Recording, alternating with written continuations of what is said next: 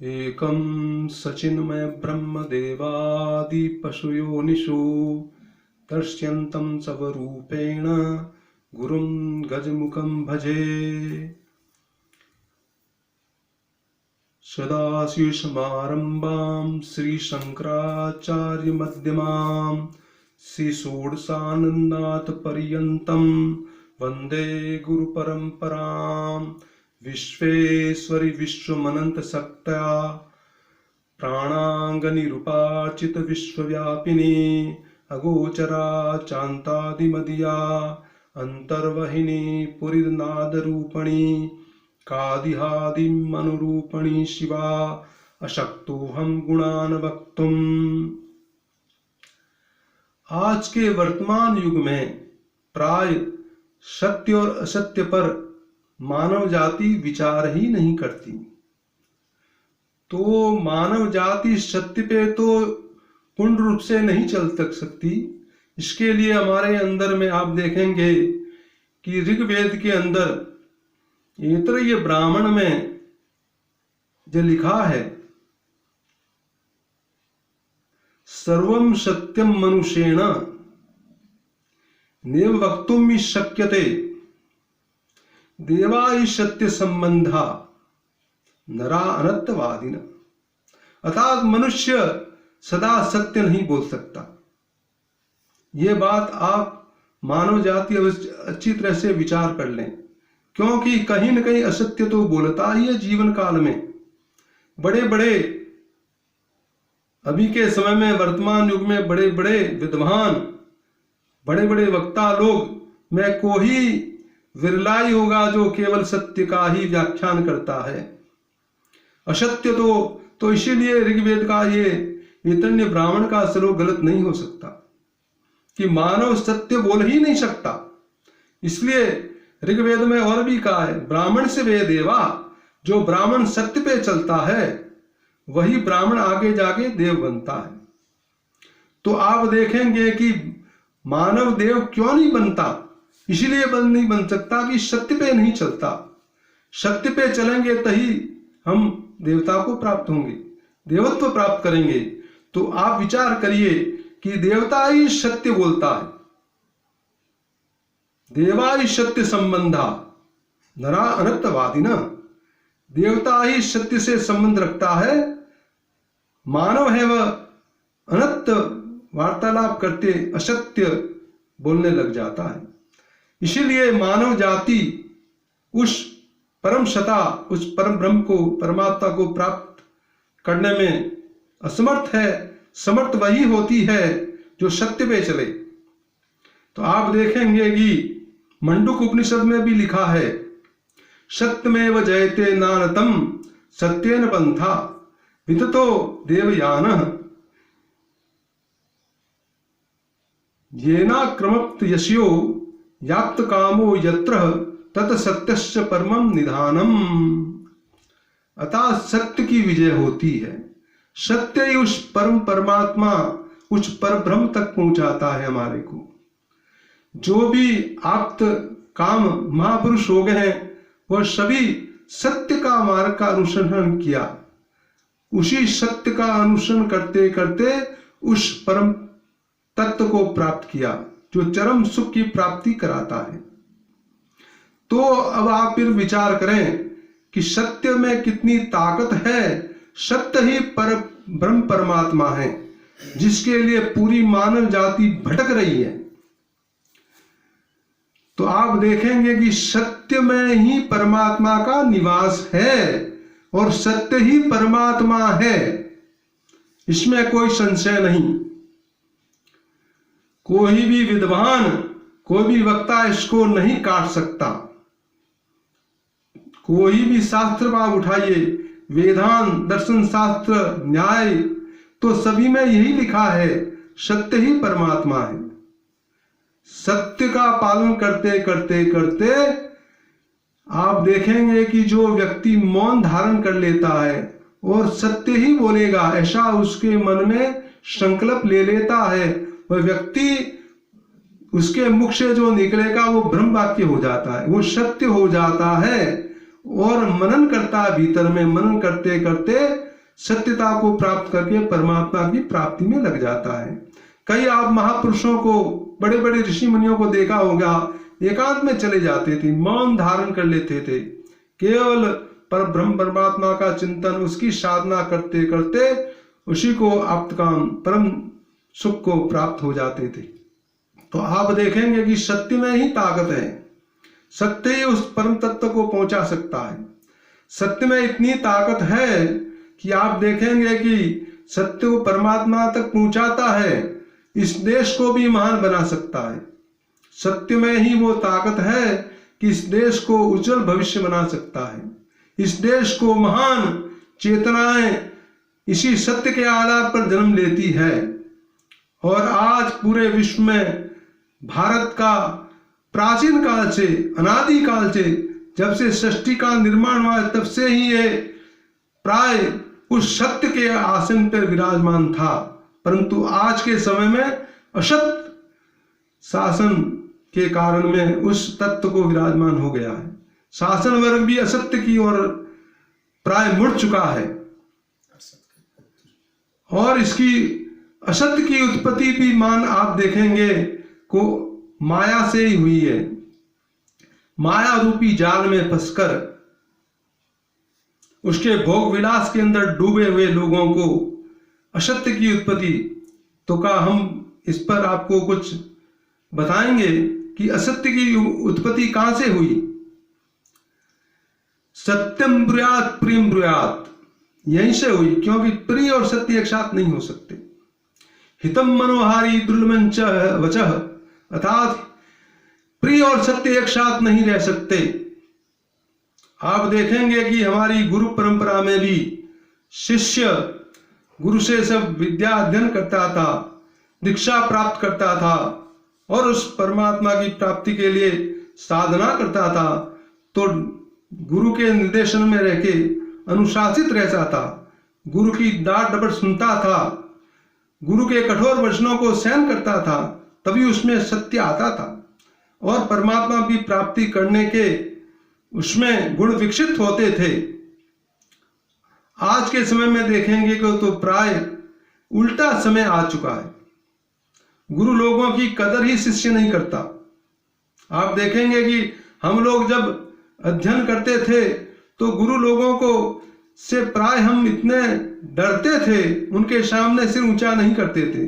परंतु आज के समय में तो आप देखेंगे कि ऐसे ऐसे कानून भी बन गए हैं कि विद्यार्थी को आप कुछ नहीं कह सकते। वो चाहे स्वच्छंद है, चाहे कुछ भी करे, चाहे वो कितना भी बिगड़ा हुआ गलत मार्ग पे अग्रसर है, परंतु फिर भी उसी मार्ग पर चलता है। तो कानून भी ऐसे उल्टे बन गए हैं, असत्यवादियों के द्वारा ये कानून बने हैं। स्वच्छंद भारत की परंपरा के ये कानून नहीं है। भारत की परंपरा के कानून तो अनुशासित जीवन बिताने के लिए ही निर्देश करते हैं, सत्य मार्ग पे चलने का निर्देश करते हैं, असत्य मार्ग पर निर्देश नहीं करते। तो यहीं से असत्य प्रारंभ हो गया। तो सत्य और प्रिय एक साथ नहीं रह सकता। आप महान बनना चाहते हैं, परमात्मा की प्राप्ति करना चाहते हैं, किसी भी क्षेत्र में सबसे अग्रणी बनना चाहते हैं, तो सत्य का सहारा ही लेना पड़ेगा। उसमें बहुत कुछ सीखना पड़ता है, डांट डपट भी सुननी पड़ती है, तभी हम महान बन सकते हैं। स्वच्छंद होकर हम महान नहीं बन सकते। केवल मीठी मीठी चुपड़ी चुपड़ी बातें करने से हम महान कैसे बन जाएंगे। उसमें तो विकार उत्पन्न हो जाता। विकार की उत्पत्ति भी यहीं से हुई।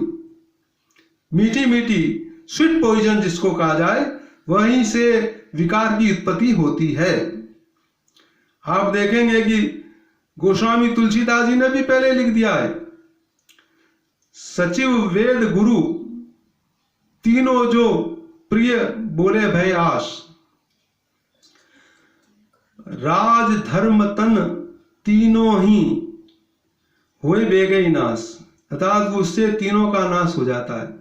राज धर्म भी शासक लोग भूल जाते हैं, प्रिय अगर सचिव मिल गया तो।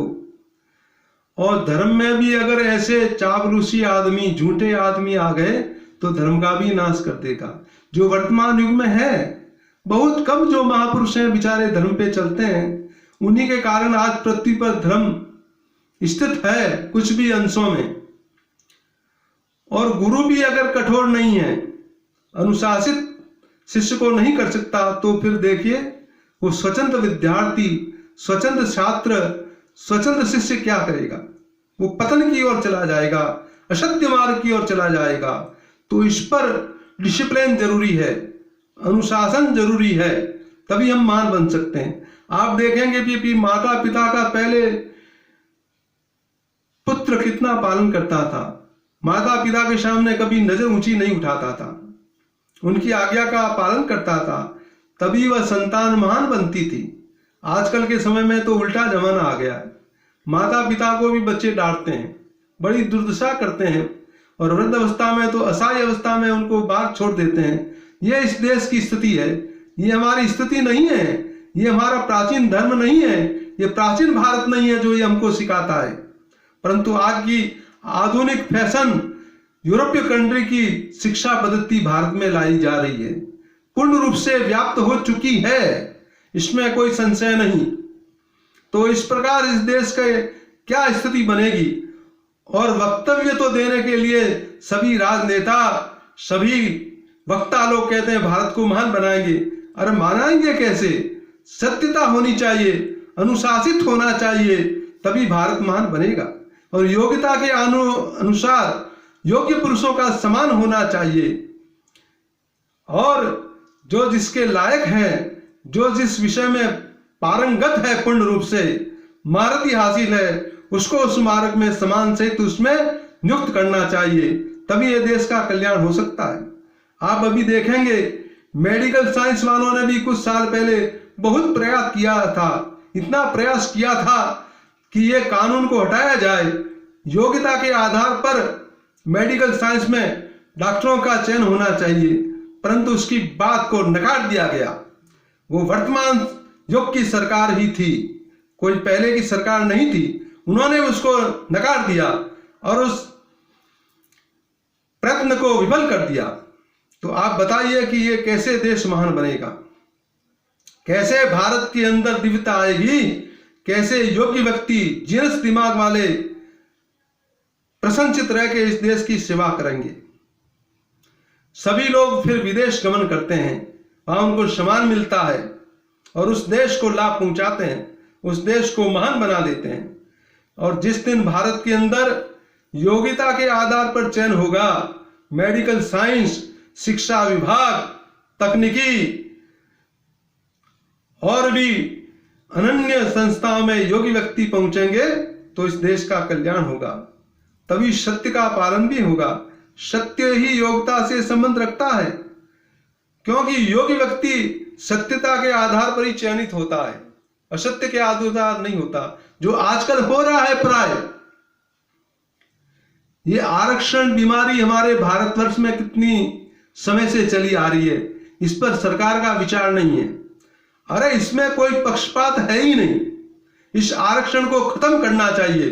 सरकार को अगर योग्यता के आधार पर, बिल्कुल सत्यता के आधार पर वाकई में भारत को महान बनाना है, तो आरक्षण को खत्म करें, तभी यह देश महान बनेगा और योग्य व्यक्ति उस स्थिति पर, उस पोस्ट पर बैठेंगे, उस पद पर आसीन होंगे, तभी देश का कल्याण होगा।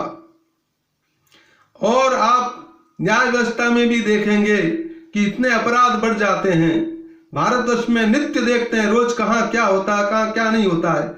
इतने गंभीर अपराधी है जो ऐसे ही घूमते छूटे, जमानतें हो जाती है और बाहर घूमते रहते हैं। अब हमारे भारत के अंदर न्याय व्यवस्था भी त्वरित गति से नहीं है, इतनी फास्ट नहीं है कि वह फैसला तुरंत सुना दे। 1 मास के अंदर में फैसला होना चाहिए। अभी आप देखेंगे माताओं बहनों के साथ क्या क्या हो रहा है, ऐसी क्रूरता के साथ, उनके साथ क्या कहेंगे वो शब्द ही नहीं, इतना व्यभिचार करके उसको मार को नाक फेंक देते हैं। उसके अंदर अभी भी आज हमने पढ़ा कि ऐसे ऐसे कार्य होते जा रहे हैं कि प्राय इसका समाधान कोई इस विषय पर कोई सत्तापक्ष, कानून व्यवस्था नहीं इस पर त्वरित गति से कार्रवाई करती है। त्वरित गति से कार्रवाई होती तो ये अपराध कभी रुक जाते। इधर कानून बढ़ता है और इधर अपराध बढ़ते हैं, क्योंकि डिसिप्लिन नहीं है, त्वरित गति नहीं है न्याय की। न्याय तो 10-20 साल बाद होगा, जब तक सब गवाह मर चुके होते हैं। उनको डरा धमका के उसको पलट देते हैं बयान को, तो कैसे इस देश का उद्धार होगा? इस पर भी विचार करना चाहिए सरकार को।